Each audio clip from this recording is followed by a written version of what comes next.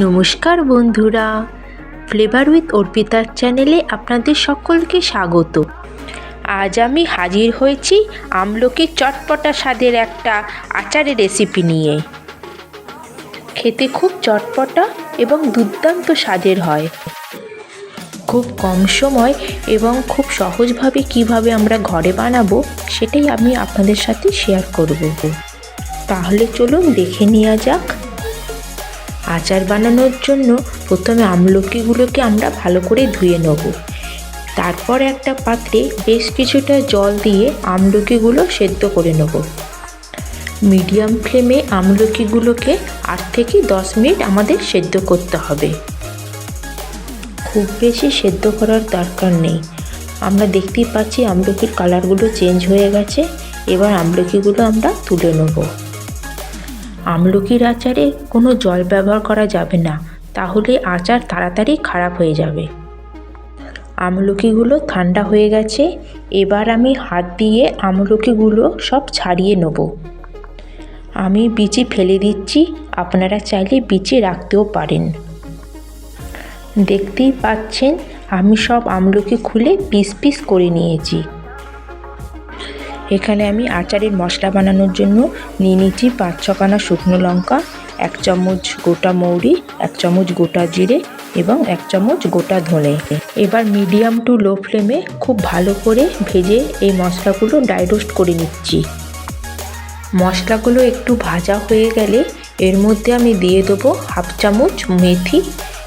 এবার সব কিছু নাড়তে হবে। আমরা দেখতেই পাচ্ছি মশলাগুলো কালার চেঞ্জ হয়ে গেছে।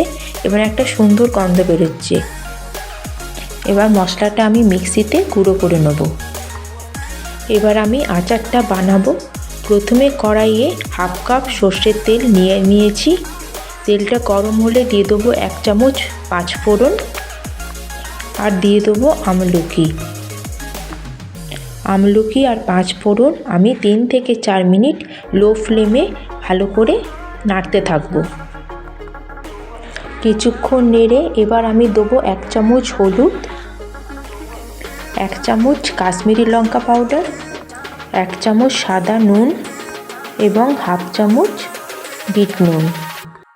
এবার সব কিছু একসাথে আমরা মিশিয়ে নেব। কিছুক্ষণ নেড়ে এবার আমি দিয়ে দিচ্ছি এখানে 1.5 কাপ চিনি, যেটা আমি মিক্সিতে গুঁড়ো করে নিয়েছি। আপনারা চাইলে কম বা বেশি দিতে পারেন। আমি অনেকক্ষণ সময় নিয়ে জলটা শুকিয়ে নিয়েছি। আমার 10 থেকে 12 মিনিট সময় লেগেছে।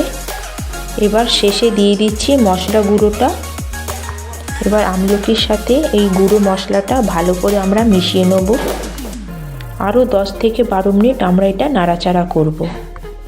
আচারে যত বেশি পাক দেবেন আচার তত বেশি সময় ধরে ভালো থাকবে।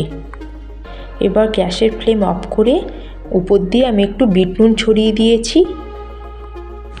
বেশ তৈরি হয়ে গেল আমার আমলকির টক ঝাল আর মিষ্টি আচার। দেখেই জিভে জল চলে আসছে। খুব তাড়াতাড়ি আবার দেখা হবে নতুন একটা ভিডিও নিয়ে। ভালো থাকবেন, সুস্থ থাকবেন। ধন্যবাদ।